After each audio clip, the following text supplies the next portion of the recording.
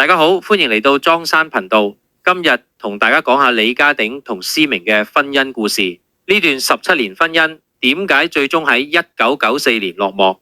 我哋一齊嚟拆解當年離婚真相。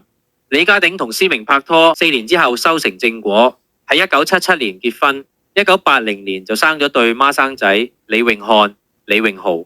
當時兩人喺演藝圈都有啲名氣，家庭看似美滿，但性格差異早已經埋下隱患。李家鼎火爆粗魯，中意養雀仔同狗；思明有哮喘，又追求安靜生活，長期忍氣吞聲。真正導火線出現喺思明生日當晚，有學生打電話嚟想學騎馬，李家鼎即刻想出去教。思明覺得老公唔重視自己，鎖住房門冷戰。李家鼎一時情緒失控，用力開門，竟然一拳打穿房門。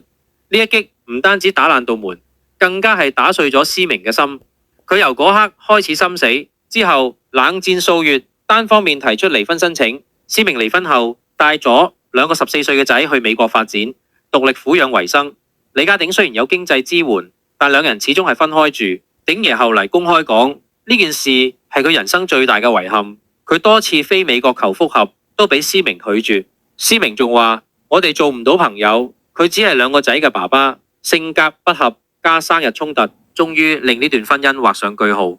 直至2026年，思明離世，兩人關係仍然係親情有餘，但愛情已逝。李家鼎痛哭暴瘦至120磅，講到心碎，人生最失敗就係離婚。你哋覺得一拳打穿門算唔算家暴？歡迎留言討論，下次再講李家兄弟爭產內幕。多謝收睇，拜拜。